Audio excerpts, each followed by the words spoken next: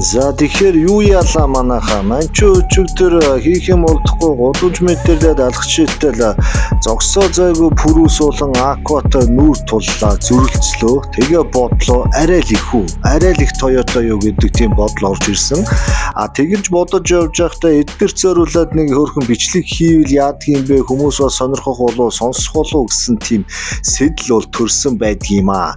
За ингээд өнөөдөр зав гарч байгаа учраас Toyota компанийн үйлдвэрсэн пүрүүс машины тухай түүхийг хөнгөхөн энгийн үг хэлгээр та бүхэндээ хилээд явчих гээд одоо ингээ ороод ирж байна.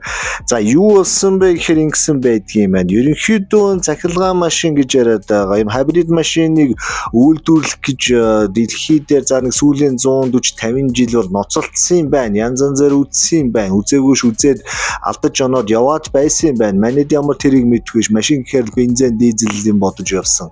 Гэтэл 1900 он, 1930-ад он, 40-од он, 65 онд хүртэл Toyota компани хосолмол эсвэл дангаараа захилгаан энергиор явдаг машин үйлдвэрлэж хэмсэн гэдэг нэг арга эвээ олохгүй бужигнаад хөөрхөн тэрүүгээрээ яваад байсан юм шиг байна. Тэгээ яг хаа тухайн үед энэ систем нь өөрөө бензин хөдөлгүүрээсээ илүү үнэтэй байгаа учраас одоо боломжгүй гэсэн ангилалд ороод хоошо буцаагдаад байгаад байсан юм байна. Зөвхөн Япончууд судлаад байсан юм байхгүй. Америкууд, Европууд машин тэрэг оролдог бүх хүн л бодож ирсэн гэж байна. За тэгээ явсаар байгаад 1993 он болсон юм байна. 93 он болоход Японы засгийн газрынхан одоо нэг автомашин хийдэг хэдэн компаниуд нь цуглараад нэг уулзалт зөвлөгөө хийж л дээ. Тэн дээр ярьсан байгаа.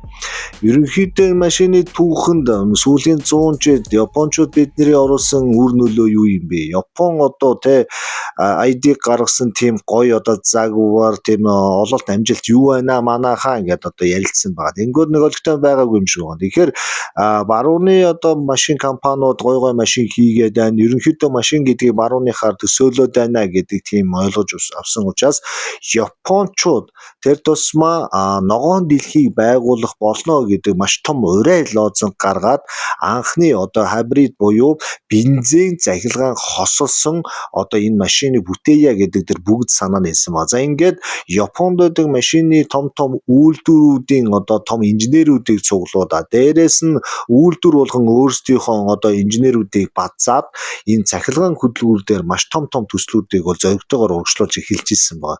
65 67 оны үед яг Япончууд одоо явж исэн боловч тэр нэг амжилттай болоогүй. Гэхдээ тэр үед ажиллаж исэн инженер техникчдийн одоо шавнар бас энэ төсөлтөс оролцсон гэдгээ бол нэлээд бужигнуулсан байна. За ингээ 93 он болж идэл 95 он болсон. 95 он болоход бол Toyota компани G21 гэдэг тийм тусгай хөтөлбөр зарлаа. Тэн дээр бензин болон захилгаан. За энийг бүр задлаад ирэх юм бол дулаанаар болон захилгаанаар хосолж ажилдаг релизийн машины одоо хөдөлгүүрийг гаргасан байгаа. За 95 онд энэ нөхдүүд энэ юмудаа сайхан бий болгоод пүрүүс одоо бидний ярьдгаар пүрүүс 10-ыг бол гаргасан. За 97 онд худалдаанд тэгтээ зөвхөн Японы зах зээл зориулаад пүрүүс 10-ыг одоо 120 мянган ширхэг одоо үйлдвэрлэж худалдаанд гаргасан байгаа. За яг тухайн үед Японч гэлтгүй дэлхийд дахинд захилгаанаар явдаг машин гэхэр нэг тийм сул дорой хүчгүй одоо тиймэрхүү одоо тийм мэдрэмж төрж ирсэн. Тийм болохоор хүмүүс нэг итгэхгүй байгаад байсан. Япончууд болохоор энийгээ бол одоо шат ахиулж одоо улам сайжруулсаар өнөөдрийг бол хүрсэн гэдгийг та бүхэн мэднэ. Пүрүүс 10 бол яг тухайн үедээ тэр загвараар одоо энэ зураг нь гарч ирж байгаа. Энэ загвар нь бол үнэхээр төгс шийдэл болсон. Бат бөх чанар болон ерөнхий энэ концепц нь өөр айгүй зөв зүйл болсон гэдгийг одоо дэлхийн машин судлаач нар болон машины хөгжлийг одоо судалдаг одоо сонирхогч хүмүүс бол яриад байгаа. Өнөөдөр ч гэсэн пүрүүс 10 бол цуглуулагч нарын эрэлттэй тийм машины тоонд ордог байгаа ш. Манайхан нөгөө пүрүүс 10 одоо хэрэггүй болсон хог дээр хай наа чин сэлбэг нь олдохгүй хөдөө аваачаа зарчих гэдэг. Хөдөөнийхэн болохоор мал туух санаа хэд ганц 2 пүрүүс 10 байвал өгчөөж энэ төр гэдгийг бас нэхэж аваад байгаа чинь бас учиртай. Яг тэр үнэхэрийн чанартай, даацтай, чалхахтай унаа болохоор энэ пүрүүс 10-ыг араас шуураад. Тэгэхээр танд одоо нэг цэмбэгэр пүрүүс 10 байх юм бол аваад дарч. Авдартаа хийгээд март гэдэг шиг тэгээ аваад нэг 10-20 жилийн дараа та наадхаа бас нэг хөөрхөн цаас болоход заргах тийм нягууртай байгаа ш. Тэгээд яах вэ нөгөө Purus 10 гэдэг сайхан унаа чинь тухайн үедээ 1997 онд азаргалж гарч ирээд хибрид машинд одоо итгэх хүмүүсийн итгэлийг одоо өдөөж өгсөн гэдэг тийм түүхэн баримтууд бол байгаа даа. Яг тухайн үед хүч чадлынхаа хувьд бол баг зэрэг тий өнөөдрийн пүрүүснүүдээсээ бол нэлээд бага байсан байгаа. За 70 морины хүчин чадалтай тэгээ 100 км-т нэг 5 литр одоо бензин тэр одоо зарцуулдаг бас тийм төгс хувилбар бол биш байсан. Гэхдээ бас ерөнхийдөө бол боломжийн тэгээд өөрөө бас нэг хөрхэн урайтай байсан. Тэрний юу гэхээр 21-р зуунд яг цагтаа гэсэн урайндор одоо анхны пүрүүсийг бол гаргаж ирсэн өөр их амжилтыг бол авч ирсэн байгаа. За ингээ 2000 онд Европ, Америкийн нэгдсэн улсад худалдаанд гараад яг тухайн он жилүүдэд Toyota гэхээсээ илүү Honda одоо тий Канада болон Америк, Европод бол нэр хүндтэй байсан. Одоо та бүхэн мэдэн штэ Honda-гийн Civic энэ гээд машинууд бол байсан байдаг. Тэг яг 2003 оны 6 сар гэхэд ойролцоогоор бол 120 мянган орчим одоо тий Purus 10 бол худалдаанд гарч ирсэн байдаг. За ингээд Toyota корпорац одоо юу гэж бодсон бэ гэхээр энэ төсөл цаашдаа явах юм байна. Энэ дээр хэдүүлээ дизайн дээр нь жоох анхааръя гэд 2003 онд одоо шинжлэлийн буюу ардчлалын хибрид машины ардчлалын одоо алтан хараацайн он жилүүд гэж одоо түүхэнд нэмэгдэж үлдсэн байдаг. Энэ юу болсон бэхээр хөдөлгүүрийг шинжилээд юуны төрөнд одоо тэр гадна талын фасад загварыг одоо гоё өөрчилё гэдэг дээр бол дизайнеруудыг өөрж оруулсан байгаа. За ингээд 2003 оны 9 сард одоо худалдаанд гарсан Purus 2 буюу одоо та бидний мэддэг Purus 20 одоо загвар болвол те үнэхэрийн тийм гоё төгс шийд болж чадсан. Одоо ингээд үргэлжлээ явж байгаа 40 50 одоо хэд тийм Purus-ууд бол яг энэ 20 загвараа одоо авч одоо энийг бол гурвалжин загвар гэж яриад байгаа. Тэгээ иймэрхүү гоё хүний сэтгэлд нийцсэн салхи зүсэх чадвар нь болон бүх зүйлийг одоо ингэж шингээж чадсан гоё загвар болсон гэж одоо судлаач нар үздэг юм байна лээ. За хөдөлгүүрийн тал дээр Purus 2 бол яг 4 цилиндртэй бензин хөдөлгүүртэй. Тэгээ Toyota hybrid system буюу THS гэдэг системийн одоо шинэ хувилбарыг өөртөө шингээсэн. За энэ яасан бэ гэхээр одоо өмнөх Purus 10-ийнхаа одоо гаргаж ирсэн үеийнхэн тэр юмтай харьцуулахад бол 60%-аар одоо ингэж хүч чадал бүх юм нь бол нэмэгдсэн байгаа. Тэр зүүн бүр 100 км 4.3 литр бензин тэр хэрэгэлдэг одоо түнш хэмнэлт энэ төр бол маш сайжирсан байгаа.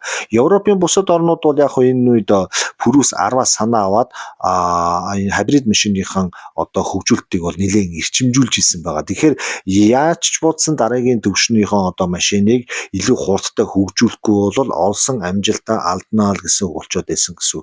Тэгэхээр Японы үйлдвэрлэгч нарын хувьд юу гэдэг вэхээр эрлиз одоо технологи гэж яриад байгаа. Энэ ардчлалын эхлэг тавьсан энэ хоёр дахь загвар одоо ингээд 2003-аас 2009 оны хооронд одоо дэлхийд даяар 1.2 сая ширхэг одоо тийм Purus 2 машиныг заасан. Өнөөдөр Монголд одоо Purus 20 хэд ч жоо жүтгэр бүүмэнд за 100 за 200 мянга ч гэж магадгүй. Тэгэхээр энэ Японд одоо ингээд асрыг бас худалдаанд орж исэн авж исэн Япончууд бас их сонирхож исэн учраас одоо тэгээд энэ Purus машины борлуулалт одоо одоо хоёр дахь гар буюу second hand-аар одоо Монголд орж ирээ зарагдаад өнөөдөр хүртэлтэй Монголын автоэврийн одоо тэр тусмаа ард түмний амьдралыг яг нуруунд дээрээ дааж явж байгаа машин чинь бол энэ Purus байгаа.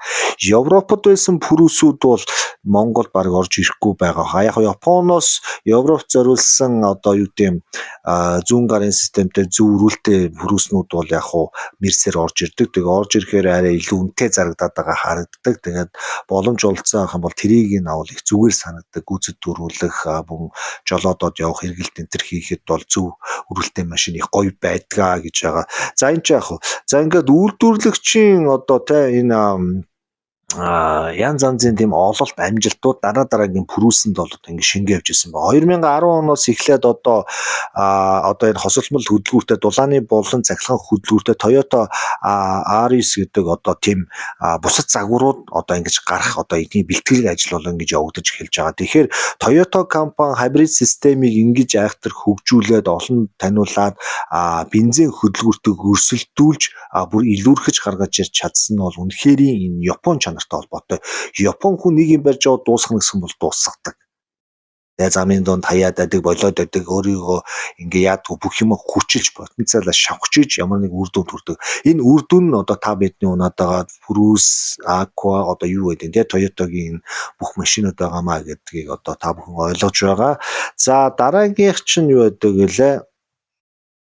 За ингээд Prius яах вэ? Дэлхийд дахинд нэр алдраа мандуулсан тэр зам Prius 2 бол одоо дэлхийд 1.8 сая одоо нэгж борлогдож асар их хэмжээний доллар одоо тэ валютыг Япон руу оруулсан тийм экспортын, импортын маш ашигтай том бизнес болсон байдаг. За 2009 он болонгууд одоо Prius 3 буюу Prius 30-ын одоо он жилүүд бол эхэлж байгаа. За өмнөх үеийнхээ нөгөө нэг гурвалжинд дүрсийг хадгалаад илүү тийм дизайнлаг, загварлаг одоо тийм гоё загвартай болгож одоо 2009 оны 5 сард гарч ирсэн. За тэгээд бензин хөдөлгүүр нь бол 1.8 литр болоод шинэ цахилгаан мотор болон одоо нөгөө машины батарей EMH гэдэг одоо батарейгаа шинчилж нэлээд сайн тохиргоотой болгож чадсан байна. Тэгэхээр хүч чадлын хувьд бол одоо өмнөх Prius-уудаас бол илүү хүчтэй болоод 110-136 морины хүчтэй болсон байна. Тэгэхээр Prius 30 ундаг хүн Prius 10-20-ыг унжсэн одоо туршлагаараа харах юм бол 30 бол хамаагүй илүү хүчтэй тийм одоо гоё машин байгаа. За тэгээд шинэ хосол нь өөрөө илүү сайн жолоодлогын мэдрэмжийг одоо мэдрүүлдэг. Тэгээд 100 км-т одоо 3.9 литр одоо бензин зарцуулах хэмжээний одоо түлшинд хэмнэлттэй болгож чадсан байгаа. Дээрээс нь мэдээж нөгөө нэг Prius 30 одоо нарны одоо одоо лүктэй одоо янз янзын тийм хөлбөрүүттэй бол гарч ирсэн байгаа. Ерөнхийдөө бас юу яддээ шүү. Prius болон Aqua ундаг хүмүүс спорт зэрэглэл гэдгийг нь бас тусдаа ойлгох хэрэгтэй. Яг тэгэхээр энэ компаниуд чинь ямар нэгэн юм седан төрлийн машин үйлдвэрлээд хажуугаар нь залуучуудаа болон бусад эрэлт нийлүүлэлтийг нь тооцоод зарим загваруудаа нэлээд спортлог болгож гаргадаг. Спортлог болгоо гаргаад ирэхээр одоо жишээлбэл дугуйныг инчийг нь өндөрлөхөө одоо өргөсгөх тиймэрхүү одоо тийм гаргалгаанууд гардаг. Гэхдээ үйлдвэрийн технологийн инженерүүдийн баталгаажсан хувилбар. Тэрнээс ч та бид нар ингээд зогсож байгаа нэг хүн ирж наадхаа тгийс олчооч энд тгийг тавьчих. Тэгэл болоо шүү. Ингэж болоо шүү гэх юм бол анхны нөгөө нэг машины концепц одоо инженерүүдийн гаргасан тэр зүйлтэй зөрчилдөж машины ерөнхий балансыг алдагдуулна гэдгийг та бүхэн маш сайн ойлгох хэрэгтэй. Тэгэхээр Toyota компани энэ мундаг инженерүүд ямарваа нэгэн машиныг үйлдвэрлэсэн бол тулгацсан гэсэн үг. Өндөр нь яг л тийм байх ёстой. Жин тийм л байх ёстой. Салхи зүсэлт болон эргэлт одоо бүх зүйлийг нарийн тооцоод алтан дундж нь болоод байж болох бүх хэмжээнд нь тулгаад таны өнөөдрийн Prius-ыг үйлдвэрлэсэн байгаа гэсэн үг. Тэрийг та нэг таньж мэдэхгүй багийн ирээд энийг ингэчүүл ийм сайн ийм байхаар хөдөө авах юм бол ингээд өөрчлөөд ээж болохгүй. Тэгвэл та Япон инженерүүдээс бүр илүү гарч ийн гэсэн. Гэтэл яг хөө харагдах байдлаараа өндөрлж байгаа боловч яг ерөнхий машиныхаа жин концепт одоо хүндийн жин төв одоо дифференциал энэ төр бүх зүйлийг та алдагдуулж ийн гэсэн. Тэгэхээр та Prius машиныг Prius машин биш болгож ийн гэсэн. За энэс чинь дагаад одоо уналт, хөрвөх, шарвах, зогсох одоо дээрэс нь одоо өөр ямар салхи зүсэг түлш эдэлт энэ төр чинь бүгд шал өөр болж байна. Тийм учраас та бүхэн байгаа юмыг байгаа чигээр нь одоо унаад явах хэрэгтэй. Чадахгүй үнэхээр Prius машин танд гологдоод байгаа та Япон яваад Toyota корпорацид одоо тийм машин зохион бүтээгдэхүүн маань машины эд ангиудтай холбоотой ажиллагаанд оролцох юм бол та илүү их орлого олох тийм боломжтой байгаа шүү гэж хэлмээр байгаа. Тэгэхгүй бол одоо гарангууд ч ерөөсө дандаа өөрөөрөө монголчилдсан эн чинь өөрөө машины замын хөдөлгөөний дүрэн болон бус юм дээр хууль нэрэж байгаа. Машины ерөнхий одоо эд ангийг өөрчлөх, бүтцийн ингээд янзлах энэ чинь бол хориотой байдаг тийм зүйл байгаа. Тэгэхээр одоо оншилгоон дээр одоо энэ бүх зүйлүүдийн сайн харж байхгүй бол манайхан машиныг өөрсдөө дураараа одоо ингэж маш чашин тоглож бас илүү эрсдэлтэй болгож байгаа юм байна шүү гэж бас хэлмээр байгаа. За дээрэс нь муу зам тэгээд энэ дээр нь муу одоо тийм ингээд оролцсон машинтай явах юм бол нэлээд аюултай нөхцөлөд үүснэ гэдгийг товчхон хэлээ явчих. За ерөнхийдөө тэгээд тухайн үед юу болж ирсэн бэ гэхээр Японы засгийн газар Prius 30 буюу Prius 3-ыг одоо нэлээд сайн сурчилж өгсөн байгаа. Яг ингээд энэ машиныг одоо ингээд ногоон ээлтэй ирээдүйд ерөнхийдөө цаашдаа энэ батарейгаар явдаг машины 90-100 эхлэний тэр гэдгийг маш сайн ойлгоод ингээд сайн таниулж өгч чадсан учраас 1 сарын хугацаанд үйлдвэрлэгдээд гарсан 1 сарын хугацаанд 180 мянган дотоодын захиалгыг бол одоо Prius 30 бол авсан байдаг. Одоо энэ 180 мянган одоо эхний баг ингээд захиалсан машинуудын төрүүчээсээ бол Монголд бол их ороод ирсэн байгаа. Prius 30 бол Японоос орж ирсэн байгаа.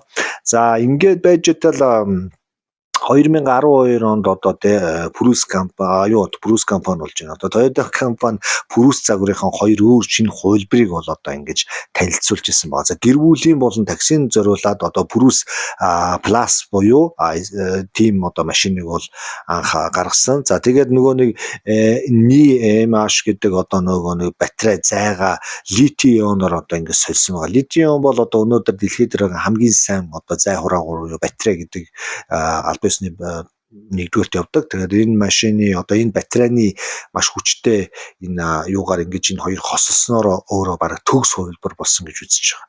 За ингээд релиз буюу одоо Purus машиныг одоо ийм сайн батарейтай, дээрэс нь маш бага хэмжээний одоо түлшээр хэмжээний дулаан гаргаж эрчим хүчит бол эко орчинд одоо хүрээлэн байгаа орчинд ингэж эерэг хөөрхөн машин хийж чадсанаар Япончуудын амжилт бас сайжирсан байгаа.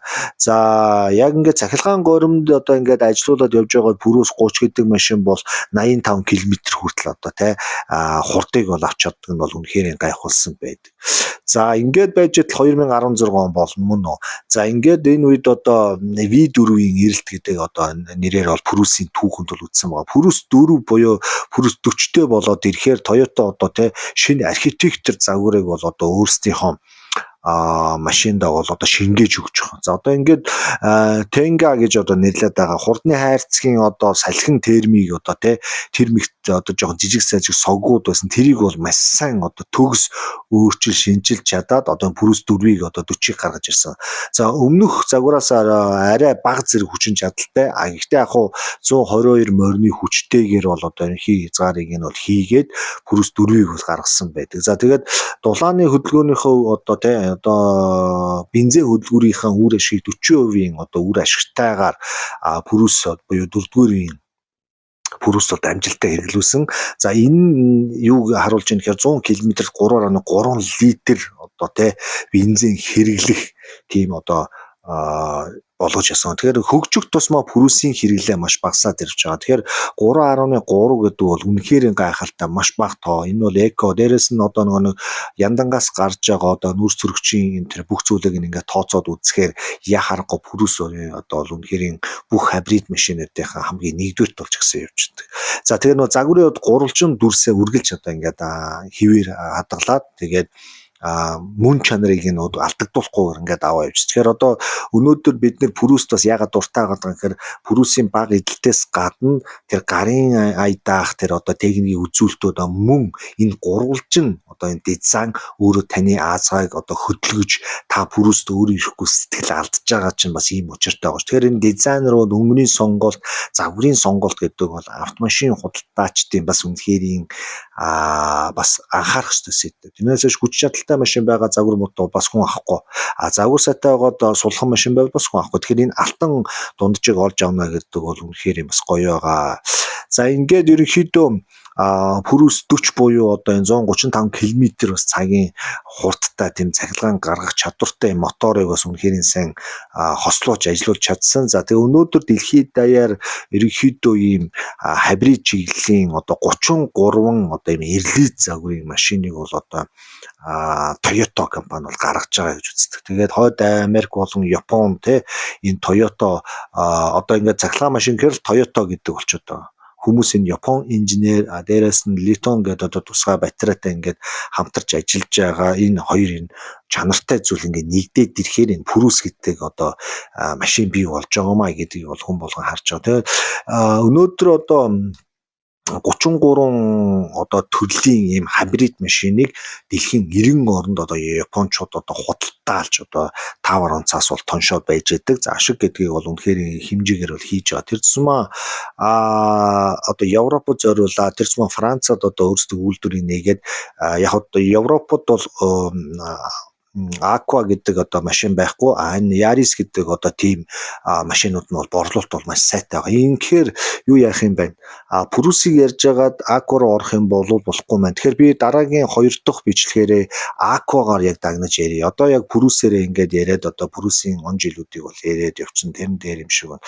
За ерөнхийдөө 2025 он гэхэд одоо Францад худалдаалагдж байгаа одоо ихэнх машин одоо баг нэг 90% нь ийм ирлиз буюу ийм хосолсон хабрид тэр тусмаа бүр улам цаашаа зөвхөн 100% цахилгаан машинууд байх болно гэдэг тийм статистик одоо тийм дүгнэлтүүд гарч чад байгаа. Тийм учраас одоо машин компаниуд ерөнхийдөө нэг бол хослмол, нэг бол 100% электрик машин гаргана гэдээ одоо ингэж бүгдээрээ бол өдөр шөнөгүй бол тэмцэлдэж байна. За тэгээ Япончуудын энэ олсон туршлаган дээр үндэслээд бусад компаниудаас маш амжилттай төслүүд бол хэрэгжүүлээд явж байгаа. Эднэртэй бас гүйцэгдэхгүй тул Японы инженерүүд олсон амжилтаа ахиулаад барьцаа ахиулаад явна гэдэг бол тодорхой. Тэгэхээр одоо өнөөдөр чинь Purus 50-60 гарч ийн үү яаж чинь. Тэгэхээр одоо удахгүй Purus 100 муу гараад ирэхэд бол бүр амар хүчин чадалтай. За баг бензин хэрэглэхгүй тийм хэмжээний машин бол гарна гэж байна. Ер нь Purus загварын машин ч юм бол яг Purus нь бол яг одоо тэ бүх төрлийн зам дээр явах одоо зохион байгуулалт байгаа. Жишээлбэл хурдны зам, хотч гэдэг юм уу те иймэрхүү зүйлүүдэд бол ингээд тухтай эвтэйхэн түлж байх юм л дээ явна. Энэ дотроо бүр Purus дотроо ингээд хотод зориулаад илүү маневр сайтай, илүү одоо эрчим хүч хэмнэлттэй ийм машин гэвэл одоо энэ Aqua буюу Purus C гэдэг одоо машиныг 2011 он Toyota компани гаргаад нэг загварын машинаас одоо 2 дахь удаага том тесрэлт хийсэн одоо түүхийг бүтээж чадсан компани бол энэ Toyota.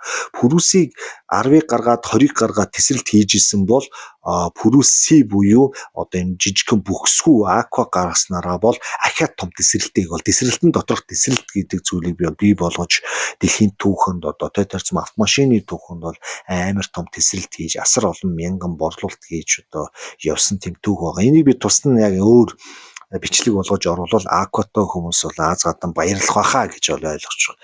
За ингээд ерөнхийдөө 100% цахилгаан хөдөлгүүртэй одоо тий машиныг одоо утхан удахгүй одоо Японы одоо Toyota корпорац тэрс 10 одоо тий зөвхөн 100% цахилгаанаар ажилтдаг бензингүй оролцдог тийм машиныг одоо удахгүй танилцуулна гэсэн тийм яриа хөөрөө бол гараад байгаа. За эхнээсээ ингээд гарч явж л байгаа. Тэгэхээр энэ амбиц бол амар энэ Toyota компани одоо дэлхийн ногоон байлгахын тулд Toyota компани бүх одоо тоглолтыг гартаа авна гэж байгаа. За яг цагтаа хүргэнд гэж байгаа. Ингээд янз янзын тийм гой зүйлүүдийг бол гаргаж байгаа. Тэгээ дэлхий дээр байгаа өнөөдөр ихэнх машин худалдан авагч нарын сонирхож байгаа зүйл юу вэ? Тэдний итгэлийг олсон зүйл юу вэ гэхээр энэ Purus байгаа.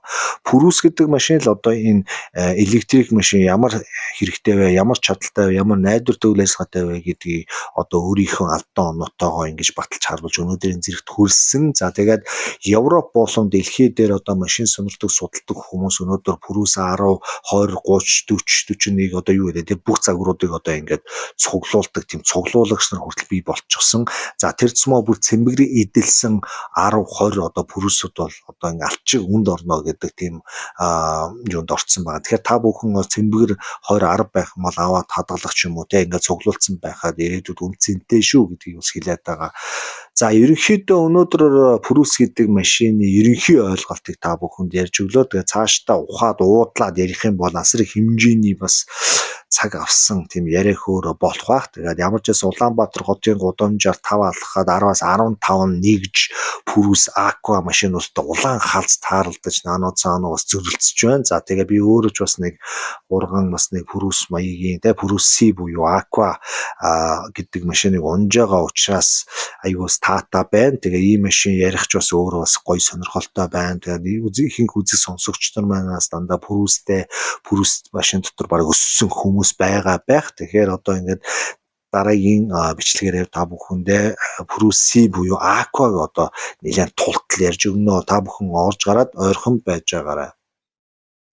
Тийм нэг юм хэлхээ мартсан байна. За манай оруулж байгаа бичлэг түүхүүд та бүхэн таалагдж байгаа бол сэтгэлийн бэлэг буюу цай кофений мөнгийг одоо энэ доор гарч байгаа QR код болон эсвэл одоо те комент дисгийн хамгийн дээр байгаа одоо те данс байгаа. Тэр хаан багны дансан та бүхэн хүссэн тоо хэмжээгээр 1000 төгрөг байсан болно.